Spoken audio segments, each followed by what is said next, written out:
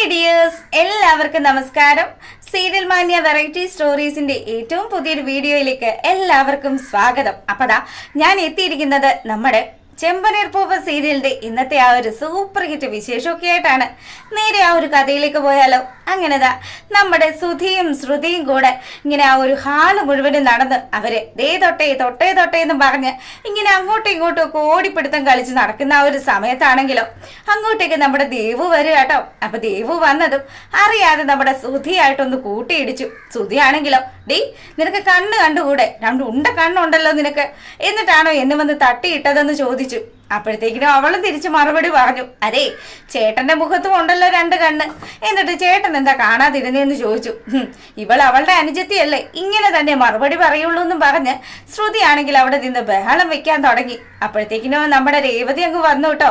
ദേവു നീ ഇങ്ങ് വാന്നും പറഞ്ഞിട്ട് ദേവുവിനെ വിളിച്ച് അവിടെ പിടിച്ച് ഇരുത്തുമ്പോഴത്തേക്കിനും ദേവു പറഞ്ഞു, ചേച്ചി ചായയോ കാപ്പിയോ ഒക്കെ എടുക്കാനാണെങ്കിൽ എനിക്കിപ്പോ വേണ്ട, ഞാൻ കുടിച്ചിട്ട് വന്നതാ, ദേ ഞാൻ ഈ പൂവൊക്കെ ചേച്ചി ഏൽപ്പിക്കാൻ വന്നതാണെന്നും പറഞ്ഞ് അവൾ കൊണ്ടുവന്ന ആ ഒരു കവർ എടുത്ത് രേവതിയുടെ കയ്യിലേക്ക് കൊടുക്കുകയാണ്. അതിനുശേഷം അവൾ അന്വേഷിക്കുന്നുണ്ട്, അല്ല ചേച്ചി ഇവിടെ രണ്ട് നവദമ്പതികൾ ഇവിടെ ഓടിപ്പിടുത്തം കളിക്കുന്നുണ്ടായിരുന്നല്ലോ ചേച്ചി, ആ ശ്രുതി ഒന്ന് വന്ന് എനിക്കിട്ടൊരു ഇടി ഇടിച്ചു, ഞാൻ മറുപടി കൊടുക്കുകയും ചെയ്തു. അല്ല അയാളുടെ കൈക്ക് എന്താ ചേച്ചി പറ്റിയത്? കൈയൊക്കെ ഇങ്ങനെ ഫ്രാക്ചർ ആയിട്ട് ഇരിക്കുന്നുണ്ടല്ലോ എന്ന് ദേവു ചോദിക്കുമ്പോഴത്തേക്കിനും എൻ്റെ പൊന്നു മോളെ ഒന്നും പറയണ്ട, അതൊക്കെ നിന്റെ ചേട്ടന്റെ പണിയാണെന്നും പറഞ്ഞിട്ട് സച്ചിയും അതുപോലെ തന്നെ ശ്രുതിയും കൂടെ റെസ്റ്റോറൻറ്റ് വെച്ച് നടന്ന ആ ഒരു സംഭവങ്ങളും നമ്മുടെ സച്ചി പിടിച്ച് അവന്റെ കൈവിരൽ ഒടിച്ച കാര്യങ്ങളും ഒക്കെ രേവതി ദേവുവിന്റെ അടുത്ത് പറയുകയാണ്. ആഹാ കൊള്ളാലോ ചേച്ചി, എന്തായാലും ചേച്ചിയുടെ കല്യാണം സഹതാപ കല്യാണമാണെന്നൊക്കെ പറഞ്ഞതിന് അവൻ ഇത് കിട്ടിയാ പോരല്ലോ, ആ ചേട്ടനെ കൊണ്ട് കൊള്ളില്ല, ആ ശ്രുതിയുടെ കൈവിരൽ കൂടി ഒടിക്കേണ്ടതായിരുന്നു. അങ്ങനെയൊക്കെ പറയുമ്പോൾ കൊള്ളാം കൊള്ളാം, നീ നിന്റെ ചേട്ടനും പറ്റിയ കമ്പനി തന്നെയാണെന്നും പറഞ്ഞ് രേവതി ഇങ്ങനെ നിന്ന് ചിരിക്കുമ്പോഴത്തേക്കിനും അല്ല ചേച്ചി, ചേച്ചിയെ കുറിച്ച് ഇത്ര മോശമായിട്ടൊക്കെ സംസാരിക്കുമ്പോൾ ചേട്ടൻ അത് കണ്ടു നിൽക്കുമൊന്നും ഇല്ലല്ലോ. എന്തായാലും അവനുള്ള മറുപടി കൊടുത്തു. ഇതിലെങ്കിലും അയാൾ നന്നായാ മതിയെന്ന് പറഞ്ഞു. മോളെ ഇച്ചിരി നേരം കൂടെ നീ ഇരിക്കടി, ചേച്ചി ഒരു കപ്പ് കാപ്പി എടുക്കാന്നും പറഞ്ഞ് രേവതി പോവാൻ തുടങ്ങുമ്പോഴത്തേക്കിനും എൻ്റെ പൊന്നു ചേച്ചി പോയിട്ട് ഒരുപാട് കാര്യങ്ങളുണ്ട്, അമ്മയെ സഹായിച്ചിട്ട് വേണം കോളേജിലേക്ക് പോവാൻ, മോളെ നന്നായിട്ട് പഠിക്കണോട്ടോ എന്നും പറഞ്ഞ് നമ്മുടെ രേവതി ആണെങ്കിൽ അനുജത്തിയെ പറഞ്ഞ് യാത്രയാക്കുകയാണ്. ഈ സമയത്താണെങ്കിലോ അവര് പോയല്ലോ. അതിനുശേഷം നമ്മുടെ രേവതി കിച്ചണിലേക്ക് വരികയാണ്. ഈ സമയമാണെങ്കിൽ നമ്മുടെ ചന്ദ്രമതി അവിടെ ഇങ്ങനെ എന്തോ കടന്നൽ കുത്തിയിരിക്കുന്നത് പോലെ മുഖമൊക്കെ വീർത്ത് കെട്ടി ഇങ്ങനെ ഇരിക്കുന്നുണ്ട്. അപ്പം എന്താ അമ്മ ഇവിടെ നിൽക്കുന്നതെന്ന് രേവതി ചോദിക്കുമ്പോഴത്തേക്കിനും അല്ല വന്നവള് പോയോന്ന് ചോദിക്കുകയാണ് ചന്ദ്ര. പോയല്ലോ, എന്താ അമ്മയെന്ന് ചോദിച്ചു. അതെ ഈ വീട്ടിൽ നടക്കുന്ന സകല കാര്യങ്ങളും അപ്പൊ നീയാണല്ലേ പുറത്ത് എത്തിക്കുന്നത്, എന്നിട്ട് നിന്റെ അനുജത്തിയുടെ വക ഒരു പറച്ചില് എല്ലാം നന്നായെന്ന് എൻ്റെ മോന്റെ കൈയൊടിച്ച് കാണുന്നതാണോടി നിനക്ക് ഇഷ്ടമെന്ന് ചോദിച്ച് രേവതിയുടെ മെക്കിട്ട് കയറാൻ തുടങ്ങുമ്പോഴത്തേക്കിനും അമ്മേ അവരിന്നലെ സംസാരിച്ചതിനുള്ള ശിക്ഷ അത് സച്ചിയേട്ടൻ അവർക്ക് കൊടുക്കുകയും ചെയ്തു, ഇനി അമ്മ വെറുതെ എൻ്റെ മെക്കിട്ട് കയറാൻ നിൽക്കണ്ടെന്ന് പറഞ്ഞു.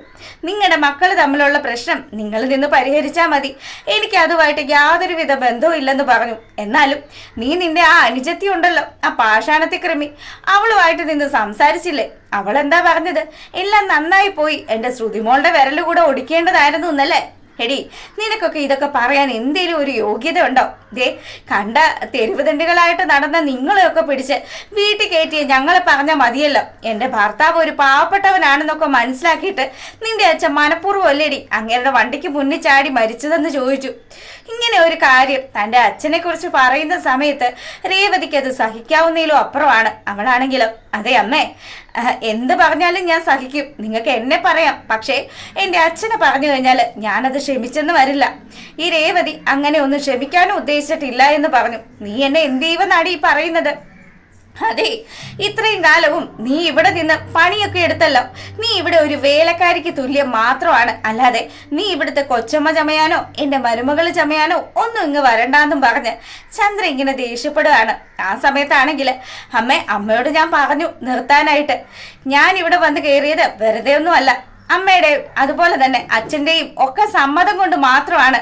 പിന്നെ നിങ്ങളുടെ മൂത്ത മകൻ എന്നെ ചതിച്ചു, അതിനുള്ള ശിക്ഷ അയാൾക്ക് ഈശ്വരൻ കൊടുത്തോളൂ എന്നും പറഞ്ഞു. അവൾ ഇപ്പോഴും എൻ്റെ മകനെ കുറിച്ച് തന്നെയാണ് പറയുന്നത്.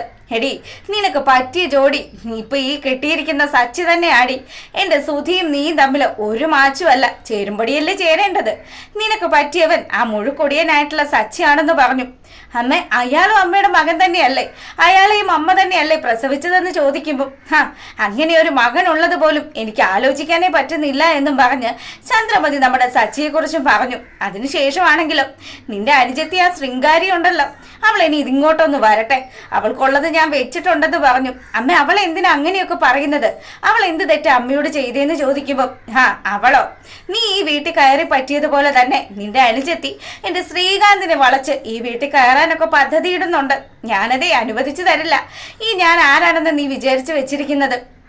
രേവതി, നിന്റെ ഈ പിത്തലാട്ടമൊക്കെ നിന്റെ വീട്ടിലെടുത്താൽ മതി. ഇവിടെ ചന്ദ്രമതി പറയും ആ കാര്യങ്ങൾ മാത്രം കേട്ട് അടങ്ങി ഒതുങ്ങി ജീവിക്കാൻ പറ്റുമെങ്കിൽ ജീവിക്ക്, ഇല്ലെങ്കിൽ ഈ നിമിഷം നീ നിന്റെ വീട്ടിലേക്ക് ഇറങ്ങി പൊക്കോണോന്ന് പറഞ്ഞു. മക്കളെ കെട്ടിക്കാൻ വകയില്ലെങ്കിലേ അച്ഛനും അമ്മയൊക്കെ വേറെന്തെങ്കിലും മാർഗം നോക്കണം, അല്ലാതെ പാവപ്പെട്ടവരെ ചതിച്ചിട്ടല്ല ഇങ്ങനെയൊക്കെ കല്യാണം നടത്തേണ്ടതെന്നൊക്കെ പറഞ്ഞ് വീണ്ടും വീണ്ടും നമ്മുടെ രേവതിയെ കുത്തി നോവിക്കുമ്പോഴത്തേക്കിനും രേവതിക്ക് ഇതൊക്കെ സഹിക്കാവുന്നതിലും അപ്പുറമാണ്. അവളാണെങ്കിൽ കരഞ്ഞു വിളിച്ച് റൂമിൽ പോയിരുന്ന് ഇങ്ങനെ ആലോചിച്ചു ചന്ദ്രമതി തന്റെ അച്ഛനെ കുറിച്ച് പറഞ്ഞ ആ ഒരു മോശം വാക്കുകള്. അങ്ങനെ ആലോചനയൊക്കെ കഴിയുമ്പോഴത്തേക്കിനും നമ്മളെ കാണിക്കുന്നത് ലക്ഷ്മി അമ്മയും ദേവും കൂടെ പൂമാലയൊക്കെ കെട്ടി ക്ഷേത്രനടയിൽ ഇരിക്കുന്നതാണ്. അപ്പൊ രേവതി ആണെങ്കിൽ ഇതാ വാണം കൊളുത്തി വിട്ടതുപോലെ അങ്ങോട്ടേക്ക് ഇങ്ങനെ വരിക. അപ്പം ഇവര് രണ്ടുപേരും രേവതിയുടെ പിന്നാലെ നടന്ന് അവളെ വിളിച്ചിട്ടും അവൾ ഒരു അക്ഷരം പോലും മിണ്ടാതെ അങ്ങോട്ട് കയറിപ്പോയി അവിടെ ഇരുന്ന ഒരു തൊട്ടി വെള്ളം എടുത്ത് തന്റെ തലവഴി ഒഴിച്ചിട്ട് ശയന പ്രദക്ഷിണം ചെയ്യാൻ തുടങ്ങുകയാണ്. ഇതൊക്കെ കണ്ട് അവളെ പിന്തിരിപ്പിക്കാൻ ശ്രമിക്കുന്ന നമ്മുടെ ലക്ഷ്മി അമ്മയും അതുപോലെ തന്നെ ദേവവും കൂടെ അവസാനം സഖി കേട്ടു. ലക്ഷ്മി പറഞ്ഞു, മോളെ ഒരു കാര്യം ചെയ്, നീ സച്ചിയെ വിളിച്ച് വിവരം പറയും, ഇന്ന് അവിടെ എന്ത് പുകിലാ നടന്നതെന്ന് ദൈവത്തിന് മാത്രമേ അറിയാവുള്ളൂ എന്നും പറഞ്ഞ് ലക്ഷ്മി അമ്മ ഇങ്ങനെ പറയുമ്പോൾ വേഗം തന്നെ നമ്മുടെ ദേവ് ഫോൺ എടുത്ത് സച്ചിയെ വിളിക്കുകയാണ്. അങ്ങനെ സച്ചി അവിടെ പറന്നെത്തിയിട്ടോ. സച്ചി വരുമ്പോൾ കാണുന്ന കാഴ്ച തന്റെ ഭാര്യ ശയന പ്രദക്ഷിണം ചെയ്യുന്ന കാഴ്ചയാണ്. ഇത് കണ്ടപ്പോഴാണെങ്കിലോ സച്ചിക്ക് ശരിക്കും വിഷമമായി.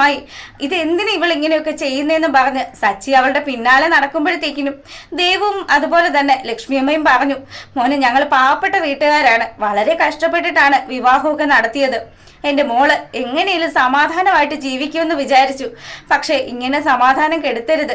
അപ്പം ഉടനെ തന്നെ ദേവും പറയുന്നുണ്ട്, ചേട്ടന്റെ നന്മ വിചാരിച്ചു മാത്രമാണ് ചേച്ചി എന്ന് അറിഞ്ഞ സത്യങ്ങളൊക്കെ മറച്ചു വെച്ചത്, ചേട്ടനൊന്ന് പറയുന്നത് ഒന്ന് കേൾക്കുക എന്നൊക്കെ പറഞ്ഞ് ഇവളും ഇങ്ങനെ സച്ചിക്ക് പിന്നാലെ നടക്കുമ്പോഴും സച്ചിക്ക് കാര്യങ്ങളൊന്നും പിടികിട്ടുന്നില്ല. അങ്ങനെ അവസാനം സഖി കേട്ട് സച്ചി പറഞ്ഞു, രേവതി നീ ഇത് നിർത്തുന്നു പറഞ്ഞു. അങ്ങനെ അവൾ അത് നിർത്തുന്ന ആ ഒരു സമയമാണെങ്കിലോ നമ്മുടെ സച്ചിയുടെ അടുത്തേക്ക് ഇങ്ങനെ ചാഞ്ഞു വീഴാണ്. ശരിക്കും പറഞ്ഞാൽ അവൾ അവിടെ വെച്ച് പൊട്ടിക്കരയുന്നുണ്ട്. അങ്ങനെ എന്താ വിവരമൊന്ന് തിരക്കുമ്പോഴാണ് സച്ചിക്ക് ഇതൊന്നും മനസ്സറിവേ ഇല്ല എന്ന് തന്നെ നമ്മുടെ ലക്ഷ്മിക്കും ദേവുവിനും ഒക്കെ മനസ്സിലാകുന്നത്. അങ്ങനെ സച്ചി ചോദിച്ചു, എന്താ നിനക്ക് പറ്റിയത്, നീ എന്താണ് കാര്യമെന്ന് വെച്ചാൽ എന്നോട് തുറന്നു പറയാൻ പറഞ്ഞു. അപ്പോഴത്തേക്കിനും നമ്മുടെ രേവതി കരച്ചിൽ മാത്രമല്ലാണ്ട് ഒരക്ഷരം പോലും അവൾ മൊഴിയുന്നില്ല. അങ്ങനെ സച്ചി പറഞ്ഞു, എന്തായാലും എൻ്റെ വീട്ടിൽ പ്രശ്നം ഉണ്ടാക്കണമെങ്കിൽ അത് എൻ്റെ അമ്മയെ കഴിഞ്ഞിട്ട് വേറെ ആരും ഉള്ളൂ, അവരോട് തന്നെ അന്വേഷിക്കാമെന്നും പറഞ്ഞ് രേവതിയും കൂട്ടിയിട്ട് സച്ചി വീട്ടിലേക്ക് വരിക. അങ്ങനെ വണ്ടിയിൽ നിന്ന് ഇറങ്ങി കഴിയുമ്പോഴത്തേക്കിനും നടക്കാൻ പോലും പറ്റുന്നില്ല അല്ലേ, വല്ല കാര്യം ഉണ്ടായിരുന്നോ, എന്തെങ്കിലും സങ്കടം വന്നു എന്ന് വിചാരിച്ച് ഇങ്ങനെയൊക്കെയാണോ ചെയ്യുന്നതെന്നും പറഞ്ഞ് അവൻ ശാസിച്ചുകൊണ്ട് നമ്മുടെ രേവതിയും താങ്ങി അവൻ അകത്തോട്ട് വരികയാണ്. ഈ സമയം നമ്മുടെ ചന്ദ്രയും അതുപോലെ തന്നെ ശ്രുതിയും ശ്രുതിയൊക്കെ കൂടെ ഭയങ്കര സംസാരവും കാര്യങ്ങളും ഒക്കെയാണ്. ചന്ദ്രമതി ഇവരെ കണ്ട പാടെ അങ്ങ് പോവാൻ തുടങ്ങുമ്പോൾ നിക്കവിടെ എന്ന് പറഞ്ഞു. അങ്ങനെ സച്ചി ചന്ദ്രയോട് ചോദിച്ചു, എന്താ നിങ്ങൾ ഇവളെ പറഞ്ഞത്, ഇവൾ എന്തിനെങ്ങനെ സങ്കടപ്പെടുന്നത്, സത്യം പറഞ്ഞോ, ഇല്ലെങ്കിൽ ഈ സച്ചി ആരാണെന്ന് നിങ്ങൾ അറിയുമെന്ന് പറഞ്ഞു. ചന്ദ്രയാണെങ്കിൽ പേടിച്ച് വരച്ച് നിൽക്കുക.